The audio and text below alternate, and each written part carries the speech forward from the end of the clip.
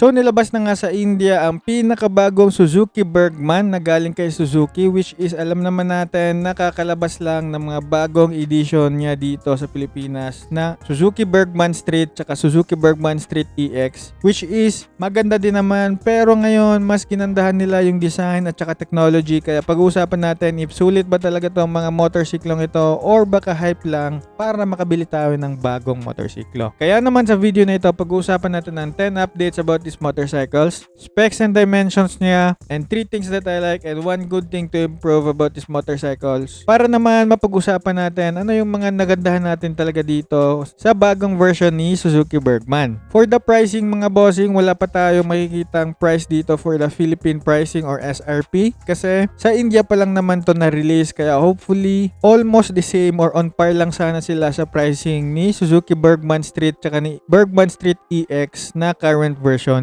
na nandito sa atin sa Pilipinas. And meron na nga rin pala tayong dalawang variants dito for these motorcycles. Meron tayong Ride Connect na TFT Edition tsaka Ride Connect Edition. So unahin na nga natin dyan ang 10 updates for this motorcycle mga bossing which is meron tayong panibagong headlight and rear taillight design for these motorcycles na ginawa ni Suzuki dito, which is sobrang ganda kasi hindi lang talaga siya tinipid sa kanyang all-in-all innovation, but yung kanyang design is alam mo talaga na pwede siya ipang long-term usage. Next naman dyan mga bossing, yung nakaganda dito kay India na Suzuki Bergman is that 12-inch na mapa TFT edition or yung hindi TFT edition. So if you're like me na nagko-consider sana kay Suzuki Bergman kaso 10-inch yung mas mura niya na variant, then good news sa inyo mga bossing, if dadating na si Suzuki Bergman dito na bagong version, I hope na maging ganito sila para mas marami pang ma-reach na mga motorcycle riders na nagko-consider ng motorsiklong ito. Next naman dyan mga bossing is ang kaniyang fuel tank placement mga bossing. I think medyo naasasanay na rin yung mga ibang mga motorcycle riders dito mga bossing kasi si Suzuki Access tsaka si Suzuki Avenis is dito na yung lagayan din ng kanilang fuel tank. However, meron din naman ako nababasa mga comment mga bossing na if ever lalagyan mo daw ng top box yung mga ganitong klaseng mga motorsiklo ni Suzuki is that medyo mahihirapan daw yung mga magpapagas dito kasi sasaya daw kaunti yung fuel pump mo dito. So, if ever meron kayong mga knowledge dyan, pakicomment nyo lang, ishare nyo rin yung thoughts nyo dito. Next naman natin dyan mga bossing, meron tayong larger 24.6 liters of underseat compartment mga bossing kasi speaking diba, nasa likod na yung ating fuel tank placement which can give us a larger underseat compartment for our motorcycle. So, pwede na magkasya yung ating mga helmets dito whether full face man or half face. Next naman dyan mga bossing, meron na tayong charging port dito which is maganda pero napakagandang malaman na update sa atin dito for the Suzuki Bergman. If makikita nyo dito mga bossing, may pagka-aesthetic talaga siya tignan. Next naman mga bossing, yung kanyang redesign na technology mga bossing, meron tayong combi brakes,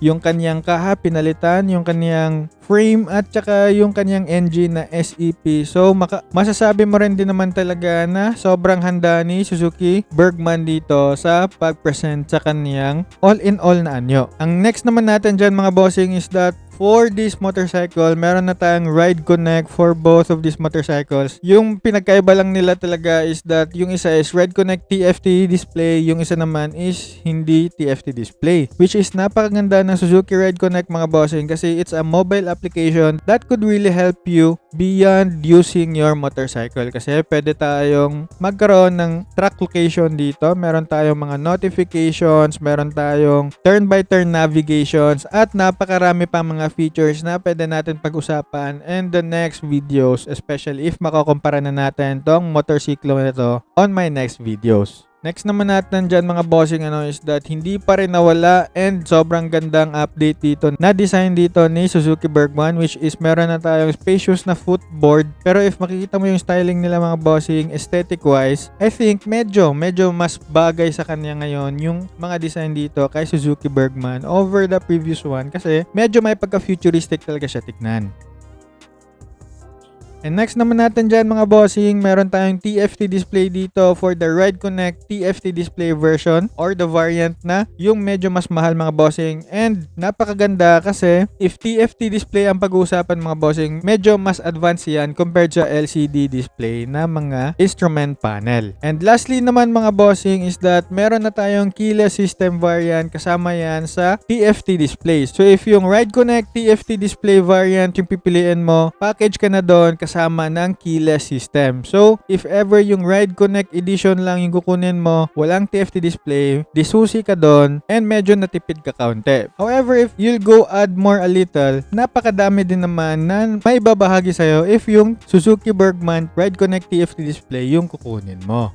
Ngayon naman mga bossing, pag-usapan na natin ang kanilang specs and key features, which is meron tayong displacement dito of 125cc na naka-air-cooled with a power of 8.3 horsepower at 6,500 RPM with a torque of 10.2 Nm at 5,250 RPM, camshaft of single overhead cam na naka 2 valves and compression ratio of 10.3:1. Meron naman tayong bore stroke of 52.5 by 57.4 and a fuel capacity of 5.5 liters. Meron tayong wet weight of 114 kg para sa normal na Suzuki Bergman at saka 115 kg naman para sa TFT display na variant. Meron din naman tayong 57 km per liter na fuel consumption dito. Meron na rin tayong combi brake na feature. Meron tayong keyless feature for the TFT display. Naka-FI tayo dito. Meron tayong phone connect which is yung Suzuki Ride Connect, and yung TFT display dito makikita mo talaga napakaganda ng difference nila, and sana mas masusulitan ka if ever the TFT display yung kukunin mo. And lastly mga bossing, the headlight dito, alam mo talagang hindi mo maitatangging yung mukha ni Suzuki Bergman is nakikipagsabayan talaga sa current na mga design sa 2026 pataas. If ang dimensions yung pag-uusapan mga boss, meron tayong 775mm na seat height, 160mm na ground clearance, and 1,285mm na wheelbase. Meron naman tayong 90 by 90 by 12 na front tires and 100 by 80 by 12 na rear tires. If makikita nyo dito mga bossing, the Suzuki Bergman talaga is really improving its way to be a very comfortable na maxi scoot on a budget. So hopefully, if dadating man to sa Pilipinas, sana mas may maintain nila yung pricing nila, kasi alam mo naman, if ever medyo tataas yung pricing pa nila, medyo mahihirapan talaga to makipag-compete kay Yamaha Lexi, which is gagawa natin yan ng video on my upcoming videos mga boss ha. And ilalagay ko na nga lang pala sa screen dito yung full specs nito para makita mo if para sa'yo ba talaga to motorcyclong ito.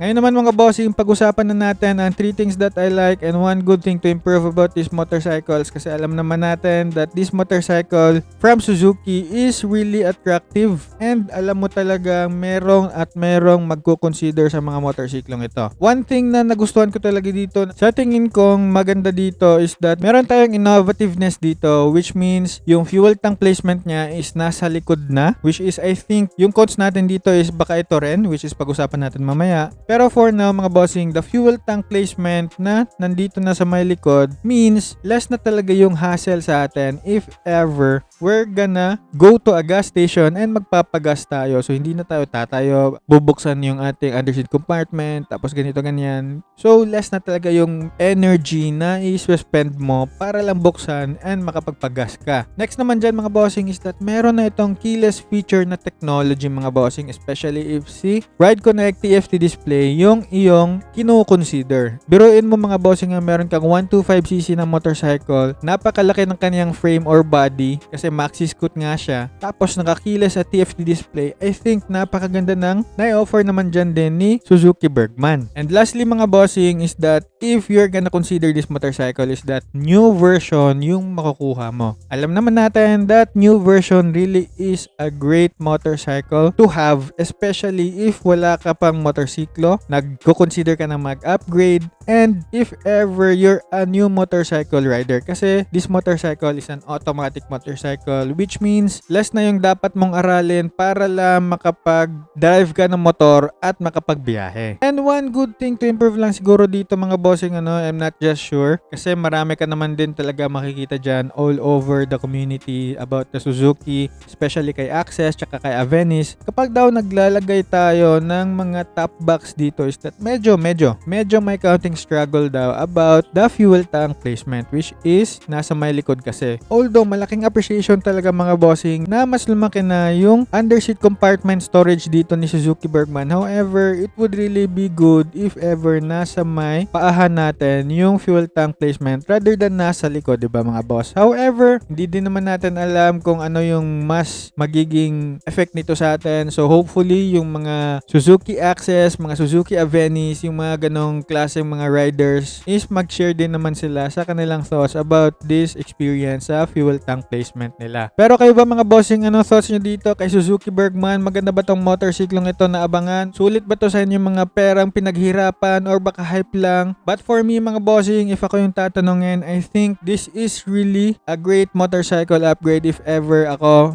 na merong Honda RS125Fi and gusto ko na magpalit ng automatic motorcycle, then isa talaga to sa mga pipiliin ko talagang motorsiklo kasi 125cc lang siya, napakatipid din ng kanyang fuel efficiency, malaki yung kanyang underseat compartment, maganda yung kanyang design, and if ever si TFT edition yung kukunin kong variant, napakaganda niya kasi it's a maxi scoot, and for me na 5'10 and weighing around 70 to 80 plus kilos, alam mo talaga na hindi ako malaking bulas tignan dito sa motorsiklong ito. Pero kayo ba mga bossing, pakilagay nga dyan sa comment section yung thoughts nyo about this motorcycle and pag-usapan natin dyan together with the community. If nagustuhan mo yung mga ganitong klaseng mga videos mga boss, you can follow me for more and like this video. Make a comment down below about your thoughts, and you can always support me by purchasing helpful products dyan sa mga affiliate videos ko, and always remember lang to ride safe and see you on my next video.